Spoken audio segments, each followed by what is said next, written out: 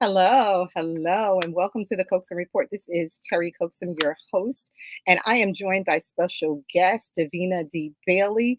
She's the COO of the African American Clergy and Elected Official. We refer to it as AACEO here in New York City. And I know my sister from another mister from so many different walks of life, but more importantly, because she always has a watchful eye, making sure that all is well. Welcome to the Coaxum Report. How are you, sis? I'm doing good today. It's a little cold, but I'm okay. I know. I looked at the temperature, it said 19 degrees. I was like, say what now? A wind chill factor at 9. That's a little bit cold. Yeah, we'll look cool. We'll look cool. I am super excited that you're in the show, but more importantly, I'm excited to just walk my listening audience through all that that you are and that you've accomplished, and more importantly, to help them to understand that they can do so much more just with the charge that you've been given. So, just full disclosure, you can see us in all of the Caribbean, all of Southeast Asia, throughout the United States. And so don't be, surprised if you get a call from Guyana saying that they saw you on Right. on a Coaxum Report. For those that you are tuning in, you can catch us at ourtv.network, on Amazon Fire, Android TV, Apple, Roku. And then you can also watch us again. We repost on Tempo, and we're simultaneously broadcasting on WSTX Bloomberg.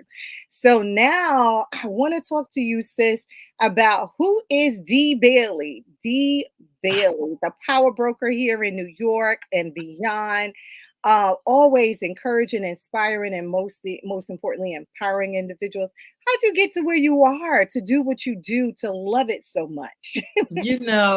As I and you as well have been just rallying these last few days through the Dr. King stories and the memory and the acceptance of Dr. King. And for me personally, I was a little girl Hmm. whose father happened to work with Dr. Martin Luther King Oh, personally. wow. That was his friend. Wow. And my dad served then. We didn't have details and securities for high profile people That's back in right. those days. And so they had to recruit from different unions and get their details and put security together in the only way they best knew how. So Right. when it came to New York, they came to District 65 UAW, the United Auto Wow. Workers Hello. Union, Shout and out. my Shout father out. was the first black vice president. That being Wow. said, That's a huge this deal. this little girl became a union organizer, That's right. That's right. and following in my dad's footsteps and standing right next to him throughout a whole lot. I don't know how many people know that I helped coordinate the 20th anniversary March on Washington Wow. while we Oh were my God. That's while we huge. were attempting to get President Reagan to sign what we know now as the Martin Luther King national holiday. We were the Wow. first That's huge. union for all of our workers to get January, or to take January, the third Monday in January, off in honor of Dr. King, and Wow. working with then the governor Mario Cuomo, who started the Martin Luther King Commission. All of that I'm saying is because I was there. That's right. Not That's right. showing You my were age. part I'm of history. Right. coming up You didn't on have to read 50 about it. years in this You were game. about it. Yes, yes. Coming up on 50 years in this Wow. thing called work, in this thing called life. I've seen a lot. So I don't know how to define me best, but I would say I'm just a worker. And I'm I a and I, and I, worker. and I I'm an beg to differ. organizer. I I'm beg to somebody differ. who I'm You are somebody who a gets to the root phenomenal. of the problem That's as right. quickly as You're I a phenomenal woman. You're more than just a worker and organizer. I mean, I've seen you change the game from within. I've seen, a lot of the things you do, even when it had to do with HIV and AIDS. Like, a can. lot of people were shunning away from even having the conversation, and you were up close and personal and said, "Let's have the conversation. Let's have it now." And not Yes. only did you have the conversation, you had solutions. You Yes. have solutions for getting people, especially our people, that were hiding, that were The afraid. to didn't want to know that no, AIDS was they in didn't. our No, community. That no, was the gay white man's disease. That was not right, ours, right. according to. But we understood, and I have to pay homage to our first African American mayor, David Dinkins, who That's served right. as the chair of my organization that I was working at, the National Black Leadership Commission on AIDS. And this was after I was working for him as Right. mayor. But it's so funny that the things that we learn early in life through my union activities, through That's being right. able to walk up to those bosses and negotiate those contracts and so forth. When AIDS came out, it was very similar. The work was similar because once again, people didn't want to do something that needed to be done. That's The right. AIDS epidemic was running rampant. Our folks were dying just as fast or faster That's right. than those of our white counterparts because we were uneducated. That's We right. were in denial. We didn't want to hear that.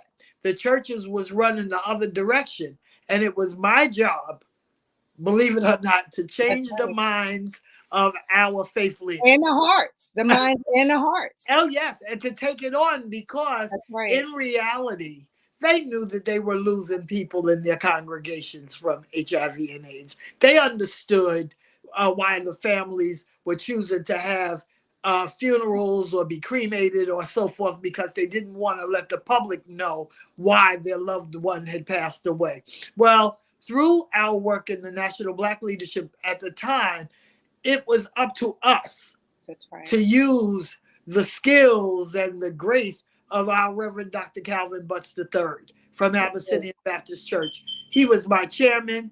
I traveled with him personally for many places. He introduced me to the who we know now as Senator Raphael Warnock. He was my Atlanta affiliate chair at That's right. that time, and he was a young man out here talking about HIV and AIDS, and again in the country in the South, that was a Wow. little difficult. And then as we moved along, they decided that we in New York City, Hmm. our city, my home, we needed to concentrate on the five boroughs of New York City because New York City was the epicenter of the epidemic. What That's does right. that mean? We had more cases in New York City than some small states had population, Wow. and we were dying at a major rate. And so they decided at the National Black Leadership Commission on AIDS that I should become more involved in New York City by naming me executive director of New York City operations for the National Black Leadership Commission on AIDS. And the CDC recognized it. They started coming into New York. We had more and more prevention conferences based right in these five boroughs. And Wow. we went around, we got the churches involved, we got the legislators involved. We then at the time, Assemblyman Al Van was up in Albany, and he Wow. introduced the state of emergency for the HIV and AIDS epidemic. And what does that mean? Money had to be directed to prevention and education and care. Way back there in the 90s, we needed to get more people involved. And thus, I started Watchful Eye because, again, as things began to change, we went even deeper in our research and found that Brooklyn had more people Wow. infected with HIV and AIDS than any other borough. And so, Wow. again, the legislators came, excuse me, the legislators came and said, D, you need to come on to Brooklyn and you need to concentrate with all these more than 4,000 churches here in Brooklyn.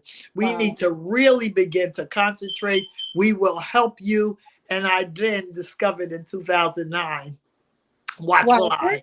First of all, I'm going to commend you. Kudos. I mean, you just like really like went through this whole history seamlessly, but this was hard work. This is no easy feat. First of all, you're talking church and HIV and AIDS, right? So you're talking about a conversation that didn't happen in churches, period. And now you want to introduce something that was killing the congregation into that dynamic. So what I heard you say, let's back it up. You said I had organizing in my DNA, right?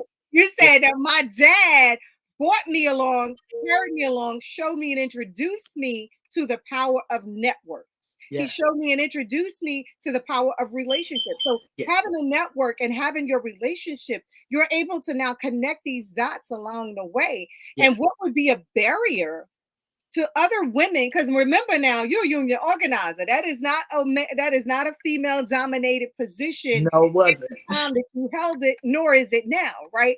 So now you had the unmitigated tenacity to want to take all of these nuggets, all of these things, all of these resources that you worked hard to get, and now point the spotlight on what was going on in our neighborhoods, what was going on in our churches, what is Yes. going on in our borough, what is going on in our city, and then bring solutions. I remember I felt so honored and pleased. I had the pleasure of being at an AACEO meeting. And I believe it was Dr. Stacy that introduced you. And he talked about back then when you were paying for funerals out of your own pocket Yes. Yeah. simply because it needed to be done. And I'm sitting there like, that's my sister, right? Because people, what's understood don't have to be explained, Yes. right? And Yes. you clearly understood that there was a need for people to put their loved ones away with decency and order and Yes. respect. Yes. And we understood back then what we understand now, that GoFundMe is not a life insurance policy. No, it is not. No, it is not. And you were able to dig deep and give back benevolently to the community. So I want to go back through that history. And I almost say Dr. D. Bailey because it's coming. But I want to go back through that history because I want folks to understand that are leading or have a vision to lead nonprofit organizations or Yes. for-profit organizations, that is Yes. possible. It's possible with working hard, with the Oh, relationships, with the network, with the education, but more importantly, with the passion. Because even in telling this story, I'm sitting here in awe because the passion and everything that you do and continue to do now is clear. And so I just want to point that out. I want you to gloss that over like that was easy work. No, that was work. I was in the yes. halls in Yes. DC and I saw you moving and shaking and making sure resources were being directed back to not just Brooklyn, yes, but the whole five boroughs. Like Yes. all 52 Absolutely. counties were in need of service, and you made sure that happens. I want to thank you and commend you for that. Thank you so much. And I tell you, it is very important for anybody who wants to start anything to be inclusive. That's right. It's your passion. Inclusive. That's a And nugget. Get your explain pencils ready. Inclusive. inclusive. Mhm. Explain what you're trying to do the best of your ability. Take advice from people That's right. who may not know the subject matter of which you're trying to approach, but they know leadership. They know That's about right. being inclusive. Take that advice, listen to people really, and understand that not everybody is going to want to do what you're asking them to do. Not everybody's going Absolutely. to jump on board just Absolutely. because they like your face and say, okay, yes, let me do it. There was much, much, much resistance That's right. to me and for what I was talking about in terms of HIV and AIDS. That's right. You That's can't right. go into a pastor's church back then and say, look, we want to give out some education and we want to even go as far as to have some condoms Yeah. in the back of the Right. church Right. because these people are primarily getting infected from sex. That's It right. was the number It was one the thing you didn't reason. want to have they didn't want to have a conversation about that. Are you kidding me? Yeah. You Yeah. would have thought, and I said, well, how many children do you have? And how did they get here? And that was always the icebreaker because we'd all bust out laughing. Right. But knowing that this was something that was real, when That's I right. gave them the stats and when I would put it down and say, well, how many funerals have you had in here Yeah. for people who passed away from the virus? Oh, we don't have them here. We tell the family that they have to go to a funeral home. Can you Oh imagine wow. that same person who went to that church all their lives, their short lives, Wow. and they couldn't be buried in their own church? These Wow. were the kinds of things that went on. And those are the Or, barriers. Those were barriers. And you help to, first of all, you helped to facilitate the conversation that was actually able to break down those barriers. Oh yeah, Because I can dare say, AACEO is African American clergy and elected officials that's right. together. That's right. And you're leading this charge and continue to have the hard conversations. You're not Yes. afraid, but I think that come from your union organizing days. You're Well, not everything afraid to have them starts. hard conversations. You like, Everything let's put it starts in. from there. I mean, I didn't go into apartheid. I didn't go into all of that. But Yeah, if you read your history and what went on the last 50 years, just know that I was right part there of in it. it. That's I right. worked on Jesse Jackson's first run for president in Wow. 1984, right here in New York City. And we had the Wow. Democratic National Convention, and I was right there trying helping organize that. I mean, there's been so much interaction Right. between legislators, clergy, community, and That's right. HIV and AIDS was that. There Yeah, was no one who was absolved from being involved in the that's right. HIV and AIDS Everyone was epidemic. impacted. And I Everyone. dare say now, Yeah. when the COVID pandemic started, the CDC called me, and I lost my sister on March 25th of 20. She had Wow. been sick one day, and the next day she was gone. Oh my But this God. is what that epidemic did. But once again, people were in denial, That's right. as they still are now, in terms of getting the COVID vaccine, in terms of, understanding that safe distancing, staying away. But what did Wearing a they do? mask. If What you did they do? stay home, They but called the HIV and AIDS advocates like myself and said, jump out here and get in the lead of this COVID thing, because you understand denial. You understand people's sense of not wanting to be bothered. Oh, it's not happening to me. I don't that's have it. right. They're just keeping me off my job and making me sit at home. They didn't understand until we had these makeshift morgues all over the place, That's all right. over this country. And then once again, here we get to understand it. But how many people had to die Right. before we finally understood taking the vaccine?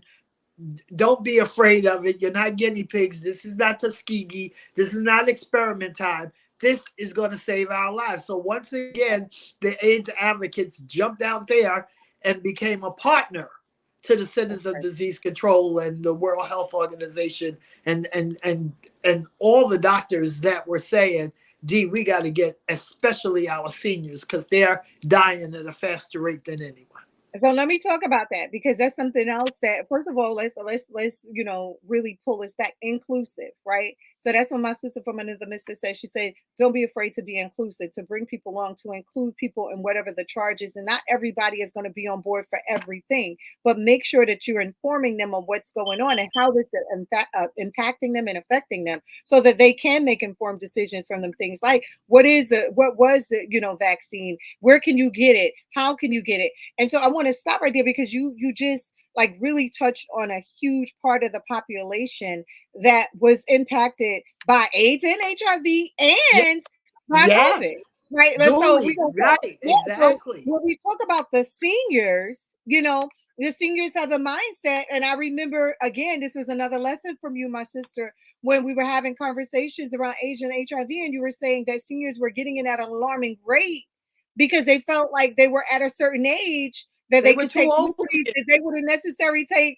if they were younger, right? right. And so, and it was running rampant, and you had to get in front of it again. You had the unmitigated tenacity to get in front of it again, go to the senior centers, have conversations at the rehabilitation centers, bring the seniors together at picnics or whatever, wherever they were, you were there sounding the alarm and sounding it very loud. And then when COVID happened, I remember you and another sister from another Mr. Carmen Martinez actually Yes. getting buses, Yes. going Working to with the the new, seniors, working working with with the NYPD, new, right? New York City right. Police. Right. Working with the police department.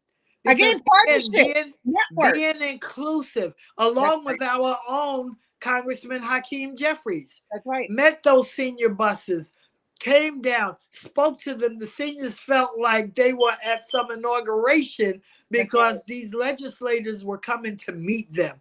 And they were Latrice important. Walker was there. That's right. Monique Waterman at the time wasn't an elected official, but she was right there handing out pamphlets, helping people to understand. But Chief Madry, chief of the Department of New York City right now, he turned around and took the seniors off the bus, didn't just leave them there and say, okay, you're here. He went further.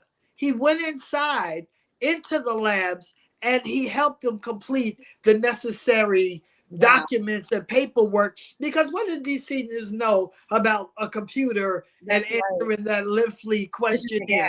But this is how, again, being inclusive, bringing the community together, we don't have a problem that anybody can't help us with.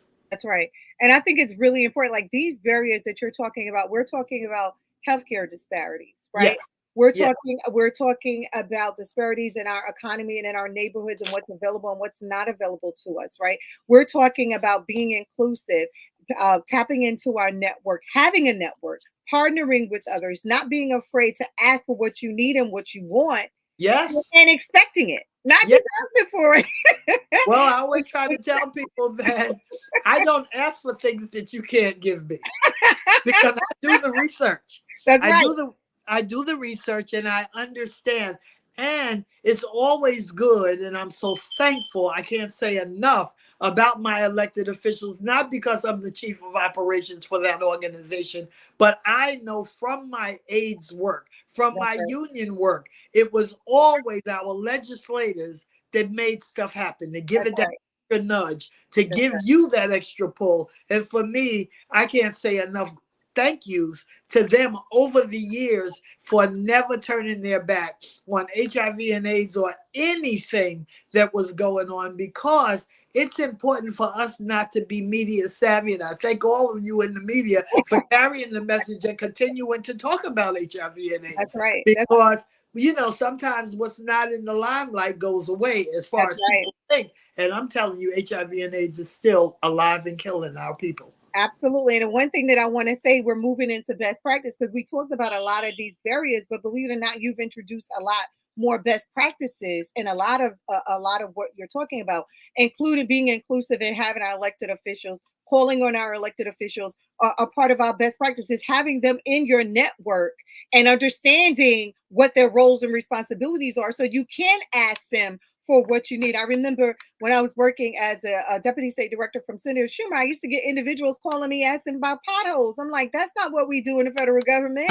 So let me educate you and then to help you understand that you're going to call the city government for your issues with potholes, and with the federal government, you're going to call us for this. And it was just that little twist of the button to help them understand and educate them. That's right. What they were able to ask for. And it's still like, I haven't worked for Chuck in many years, and I still am able to direct those calls, because he is the people's senator. He's the leader, but he's still very much involved in the community. The same thing for my Congresswoman Yvette Clarke, and for my Senator Kevin Parker, and Senator Zelno Myrie, as well as all of the others that are absolutely doing it. I remember just recently, I'm the vice president of 77th Precinct Community Council, and we're at our council meeting, and I look around and I see Chiosei, Councilmember Chiosei, and Councilwoman Krista Hudson. They sitting there for the whole meeting. They want to understand what's going on in the community so they can do exactly what you just said. Get involved, resolve the issues, resolve the problem, so that we're getting what we justly deserve in our communities. And so that's the best practice. So I want to thank you so much for adding that. We're going to take a quick commercial break, and we'll be right back. I'm talking to my sister from another mister, Miss Davina D. Bailey. We'll be right back for some more nuggets. Thank you.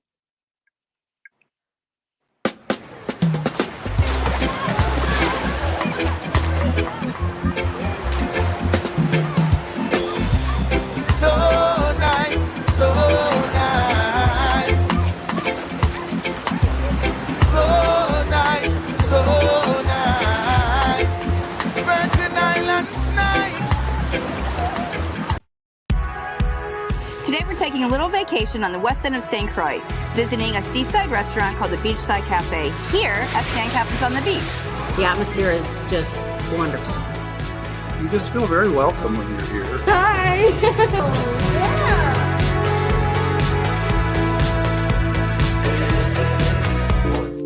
I'd like to introduce Chris and Ted, who are the owners of Beachside Cafe and also Sandcastles on the Beach. This is amazing. Thank you. Sandcastle on the Beach is quiet and friendly, relaxing. I often entertain guests, and this is the one place I always try to bring people. Tell us a little bit about the hotel. Well, the hotel is a 25-room hotel. We have 10 different room types within that.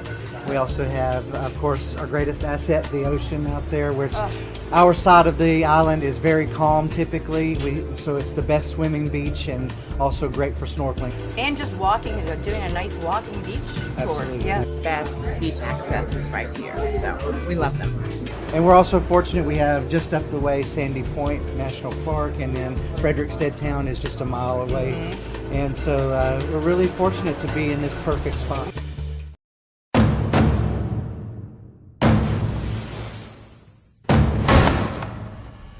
Time.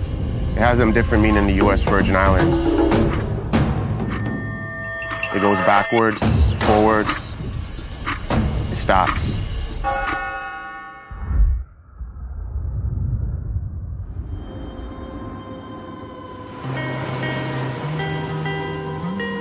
St. Croix is rooted in history. So much of it still remains untouched.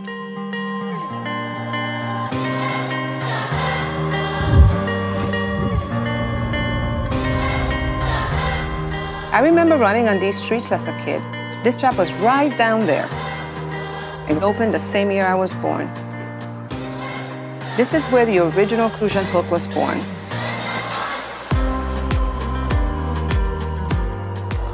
It's the symbol of these islands. And I wanted to have my hands in that very same history. I want to be able to pass it down to my family while still putting a new spin on it. The U.S. Virgin Islands, we have an amazing culture that developed over time from all over the world.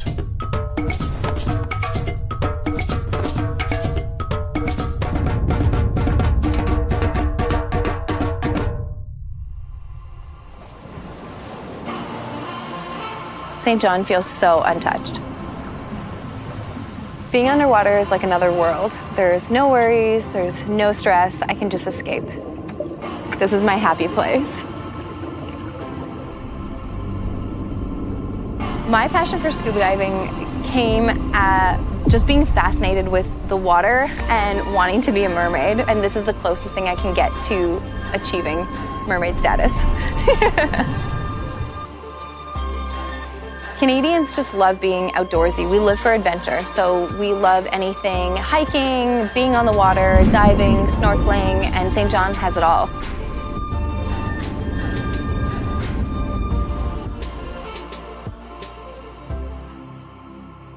It's like some spirit is protecting the island and keeping them raw.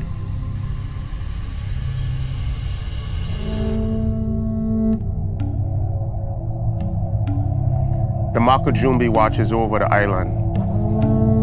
From up there, they keep the evil spirits away.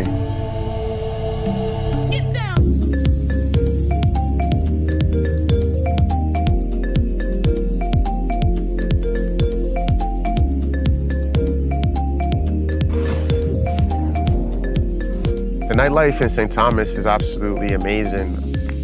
There's always something going on. Everyone comes together to dance and catch a vibe. We're always celebrating. We celebrate freedom, culture, the food, the smell, the music. It's always a celebration. The people here are probably the most priceless thing because they keep the culture going. There's so many different influences on these islands. Food from all kinds of countries coming together in new dishes. All of us came from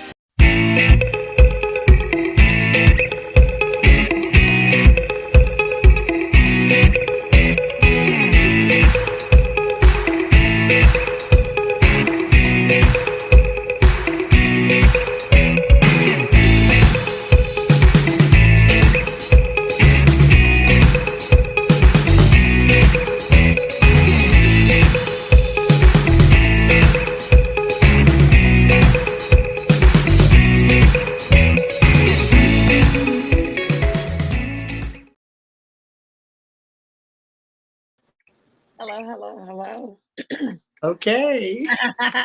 Welcome back to the Coaxum Report. Every time those commercials run, sis, I'm always thinking about food in the Virgin Islands.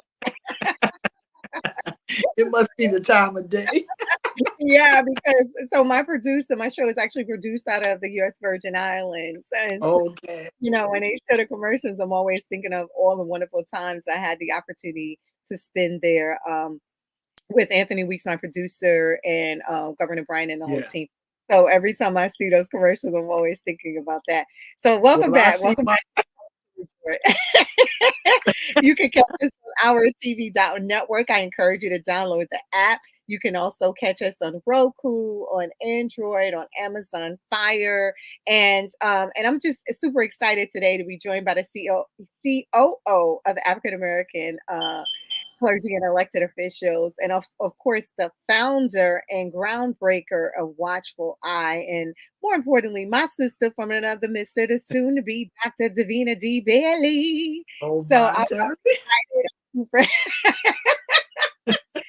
You know me.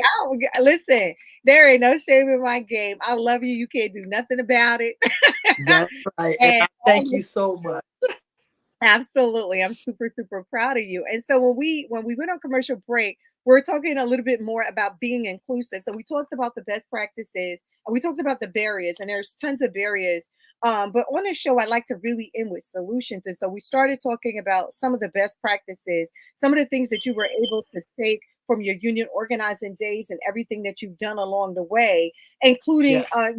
funding opportunities, Yes. gaining money for the community and making sure that you're giving back through your benevolence. And then you started talking about the relationships with the elected officials and Yes. expecting, standing in expectation, asking for things you knew that you were able to receive because you did your Yes. research. And I think Yes. it's really important for those that are listening today, especially nonprofit organizations, even for profit, to understand to understand the vision and mission of your organization. Make sure that your team understand it.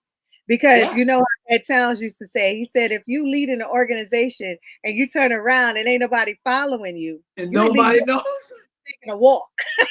Well, I tell you, that is what's so unique about Watchful Eye, because Watchful Eye was actually encouraged by the legislators. So of Wow, course you can't encourage somebody to come and open up something and that's found right. something and do Not support something and encouragement. without getting that backing. And not just the backing as far as funding, but that Right. backing in terms of this is our organization. They've That's right. never referred to it as just a Brooklyn organization. They always, again, being inclusive, referred to it as something they started.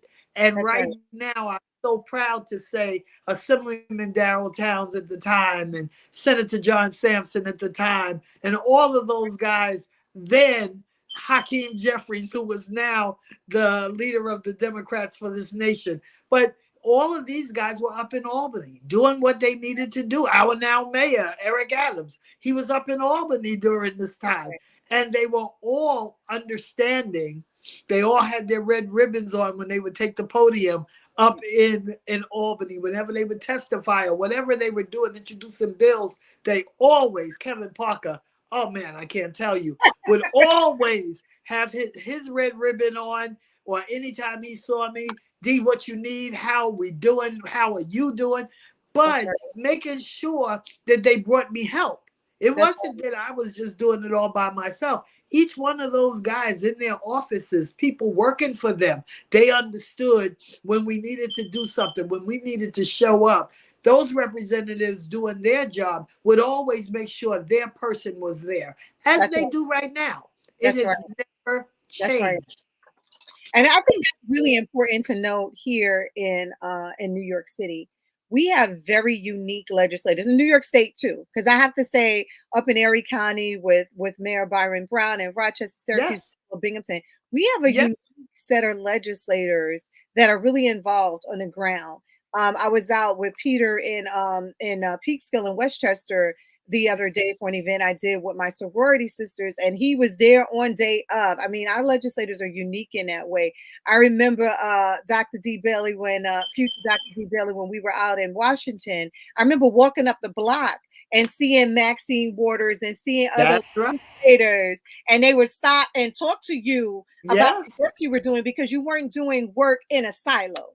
They were doing it. They were That's doing it right. well. No, They invited me, and I often went to California. that's I right. went out to Texas. I went to Houston. That's right. These legislators was creating their own because again, they had people dying and infected and affected, and so they understood, and they were very welcome to see the experienced advocates who had the attention of the CDC. Maxine Waters, she could hold a meeting on AIDS and everybody from across the nation would come because she was in her community. She was really down in it, just like our Brooklynites are down with ours. Maxine Waters, my girl, and she knows that. I mean, she is an amazing woman. To this day, she still participates in World AIDS Day. This day, she'll say, "You coming to Washington? Or are you doing something in New York? Tell me what you doing." And I would always include her and that's important. report back to her because this is one epidemic. This was one epidemic, and it should never be seen as, oh, those New Yorkers. But I will tell you this: the New York City Council is the only legislative body in the nation to year after year for the last 21 years coming up to set aside dollars specifically for HIV and AIDS prevention. That's huge. Through the church, year huge. after year. That's a huge. And I commend them. Again, that's another best practice. We've had 5 speakers and never missed a year getting funding from the council and them understanding. As a matter of fact, we have council speaker Adrian Adams. That's right. Coming to February's meeting at AACEO because we'll be celebrating and commemorating not only Black History Month, but National HIV and AIDS Black History. And we will be talking about National Black HIV AIDS Awareness Day because it all goes together. Right. There's no separateness. And so my job at the AACEO just fits right into my calling because I believe we together can accomplish anything. That's right. I believe that we have to solidly be behind our leaders as our leaders represent us, because I could have never gotten any of this done without being associated improperly with our legislative body. Absolutely. And those are best practices and big ideas for it. So for any of you that are listening to the broadcast today, you know, my sister D. Bailey is really dropping some nuggets about being inclusive about it and making sure that we're not only just asking for support from our legislators, but we're supporting them and all their due. And my honorary Congressman Jim Kleinburn is always one that's supporting and encouraging throughout my entire career. He's always been the one that I can call on for whatever. And I left South Carolina at 16 years old with a box of vanilla and a clothes in my bag. And I dare say I'm celebrating the 27th anniversary of my 25th birthday. Well, I told you I've been working for 50 years. So yeah. He's still my honorary congressman. So that's what elections matter. These are best practices and big ideas. So it's like you literally are dropping some huge nuggets. Funding. Understanding that your legislators have the ability to fund the causes that the matters in the communities that they service, and understanding like you know, I'm gonna go back to that. I'm gonna keep going back to that because I'm an educator. You know, Dee's telling you do your research. You know, be ready so you have to get ready, right? Understand what each of our legislators, what each of our, not just our legislators, what our leaders are responsible for doing, and ask for what you need and be expecting to get it because you know what your rights and responsibilities are. And I think that that is a huge best practice. I think one of the other things that AACEO does so well is by inviting the key leaders to our meetings to actually break bread and sit with us, because you know, breaking bread is a tradition for us. That's right. That's we right. believe in breaking bread with those that we care about. We believe in breaking bread as a labor of love.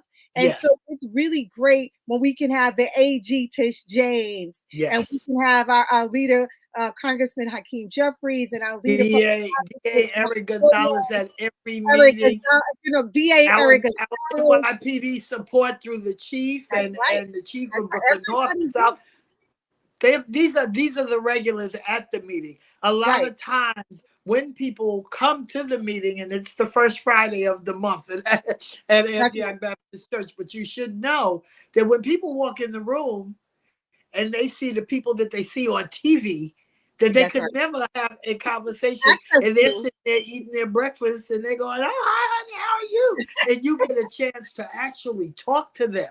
Let them know I am a community leader, I am a community member, this is what's going on with me. And then to hear them repeat it. That's right. And even having Dr. Waterman open the church, the doors of the church are open. That's a real testament to the commitment of the community, the commitment of ACEO and the community, being able to come and break bread and be in this and be comfortable, because that's another thing. And what it does is, in no other borough, in no other county in New York, are the legislators able to not just introduce their bills when they get to Albany, but their community is well versed in what they're doing. What do? They take that microphone and they tell you, "I'm doing bail reform. This is what I want to do.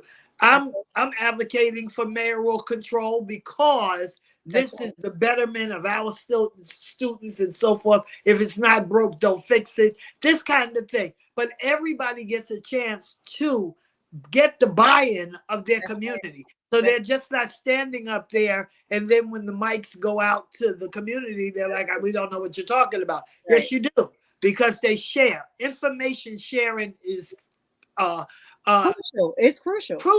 Yeah. And I think one of the other things that I love about these meetings is the buck stop here at these meetings. Exactly. And how can you be a leader of a community that doesn't know what you're doing? So it's a two-way street. AACEO is information sharing at its best. That's right. That's right. And you do it so well, Doc. You do it so well. Bringing everything together, D, just making sure that everyone is comfortable in the space. They're able to ask questions and they're able for follow-ups. There's a lot of times that I go to these meetings and I hear something that piques my attention, and I'll go and I ask later, and I'm able to share this information with my home church, Pilgrim Cathedral of East New York, with Reverend with Archbishop Shorts, George Malachi Shorts, and we don't even know these things are coming down the pike until we are at these meetings and they're information gathering. So those are those gatherings. So these are other best practices. Tell me about some other big ideas. Like, what's some things that those that are listening today, because we talked about financing as it relates to our nonprofit organizations and understanding when funding is available through our legislators and being able to ask for what you need and expect it, right? We talked about being inclusive, being in partnership, having a network, being ready so you don't have to get ready, right? All these things are key nuggets to really running a successful business and having a vibrant community. These are all things that we thrive to have to improve the quality of life across the world. And so, we talked about some barriers, and we talked about some best practices. I want to get in a little bit about some big ideas. Watch What I was a big idea. You know what I'm saying? Nothing. It was a big idea, right? What are some of the other big ideas that we can share with both for-profit, nonprofit organizations, community leaders, legislators? What are some of the big ideas that are moving forward? The COVID crisis and the response to the COVID crisis was a big idea. Yep. These are not things that were done. Having NYPD partner with the clergy, partner with the community leaders, partner with you guys, taking seniors to these centers, going inside, making sure that they're able to fill out the paperwork, understand what. And we're still partners now. Right. We're still partners now. It wasn't an event-based partnership. It was about us. That's another nugget. Don't let it just be always going to be something. That's right. It's always going to be something. But we're ready and we're together. But I'll tell you, for me, 2024 is dedicated to community mobilization at its highest point. Okay. This city requires all of us, particularly us Black folk, to come together and dispel the myth about us not being able to be consistent in the way that we move. We are a consistent movement. I see all the protests that are going on now, and this is not a judgment call of any kind. But where's the Black movement? Where's our protests? We're not happy. We're not happy people. We're not people getting everything that we want at this moment. We're powerful people right now. What about the things that we deserve, the things that we need? It ain't even everything we want. There are some key disparities that continue to exist. And you shone the spotlight on HIV and AIDS. What about infant mortality? Exactly. What about women, Black women, Black and brown women that are experiencing so many difficulties during pregnancy? Childbirth. What about the mortality rate? That's what I'm saying. There is always something to demonstrate about. There's always something for us to come together with one voice. I believe that 2024 should be one people, one voice. I believe that. I believe that now more than ever, we should be coming together, not just in meetings, but coalition building. You have people come together, like-minded people like you. I have like-minded people like me. Let's mandate. Let's put some things down that we will all focus on, because we've got to change the dynamics here. That's right. We have to change being in reactionary mode, and we need to be proactive in what we are doing. But a lot of times we go back after something's over. We move to the side after that event is over. Wasn't that so nice? Oh my goodness, I learned so much. But what did you do with it? Did you take it back to the people who weren't there? Did you decide that, you know what, if I can't do anything else, I can write a letter and I can sign on to something? I can get my neighbors to sign on to something. They weren't at the meeting for whatever the reason, but you know what? This is a good point. This is something that I can do. We can begin to talk more often than times like these. There has to be constant conversation. That's what I learned from Dr. King in a movement where there were no cell phones, no computers, no anything else. And guess what happened? Because there was a sharing of picking up that phone and making sure thought to thought, comment to comment went on. I want to go back to basics. And I believe without a cell phone, without a computer, I did that 20th anniversary march transportation. I know that in this day and age, with the help that we have, and let me just give a big shout out to my executive director, Jessica Bailey, because you're talking about me and you're talking about the things we've done, but none of us leaders work alone. We have people to support us. We have people who get other people to support us. We have really a network amongst a network. And I tell you that for this year, that's what I want to concentrate on. Absolutely. Pure community mobilization. That's right. And let me tell you that best practice, back to the basics.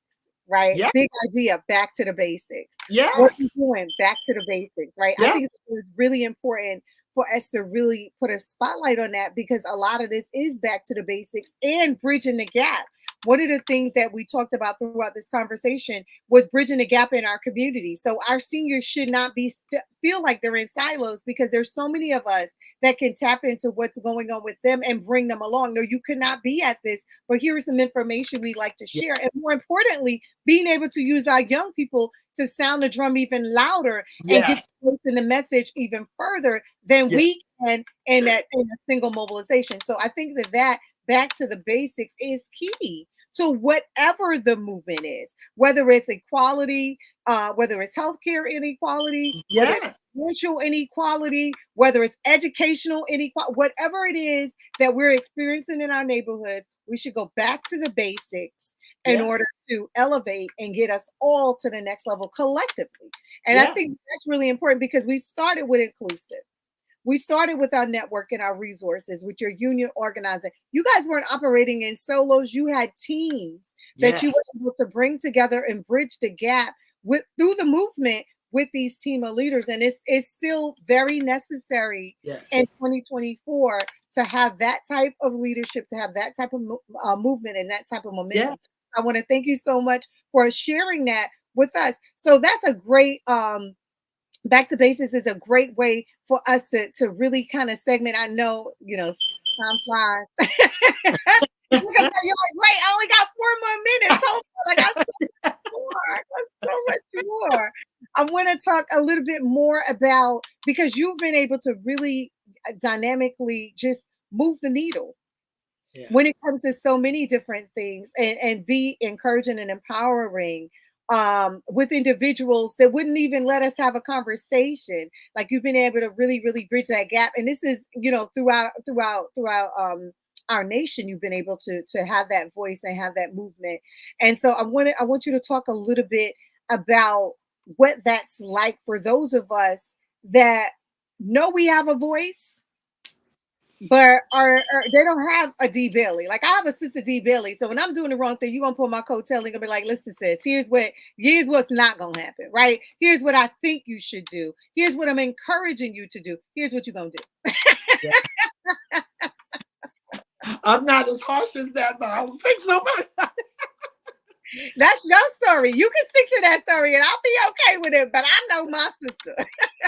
But I tell you, there is a D Bailey in every movement and every crowd. There is. Maybe they're quiet. Maybe they're not as supported as they should be.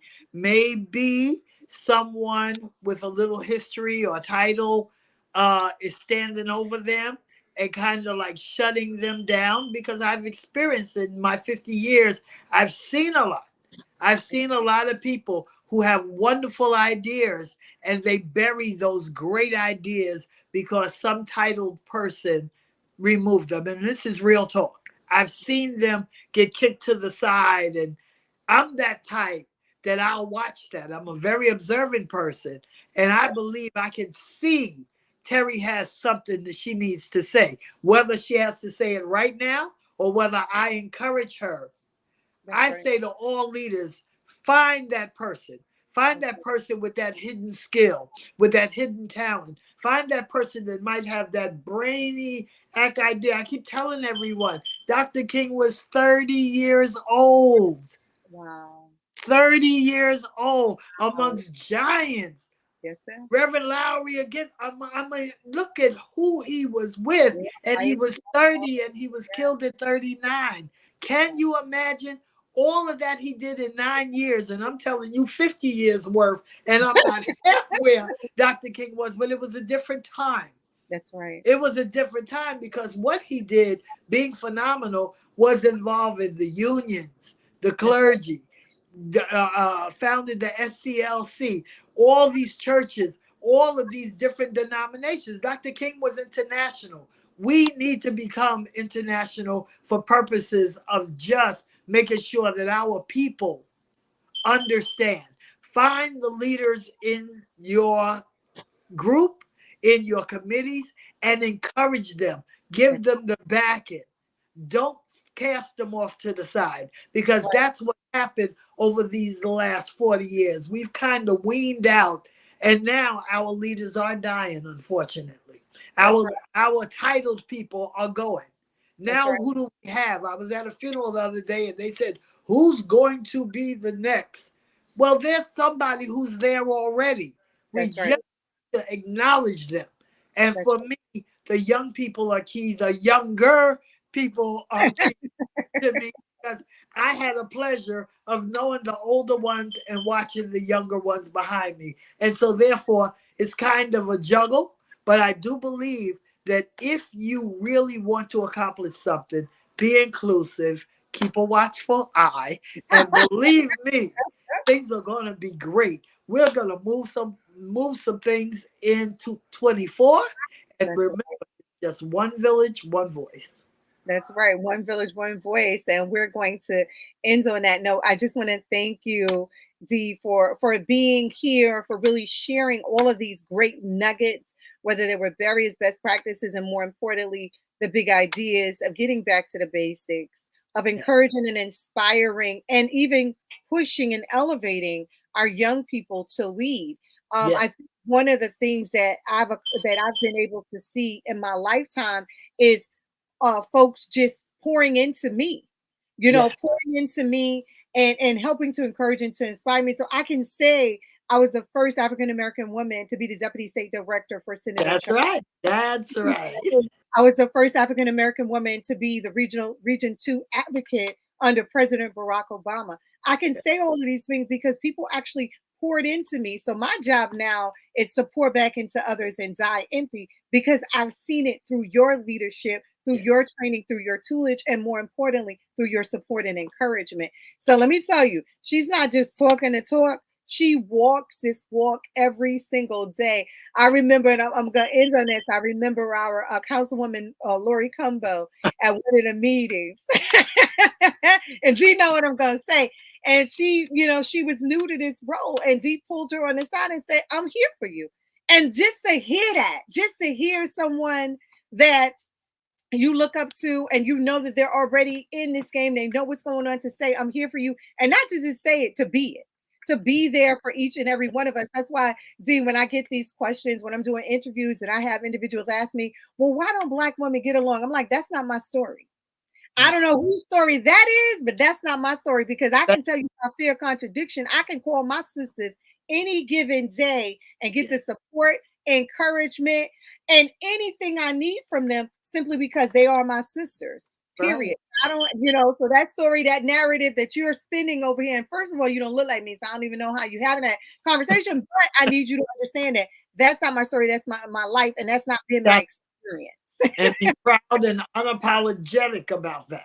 Absolutely, absolutely. So I want to thank you so much for being on the Coaxum Report. I'm gonna have to have you come back, in the future when you're officially conferred that doctorate, so I can say I told you. Thank you, much. If you can't do nothing about it, have a super amazing day on purpose, and you already know I love you. Take care.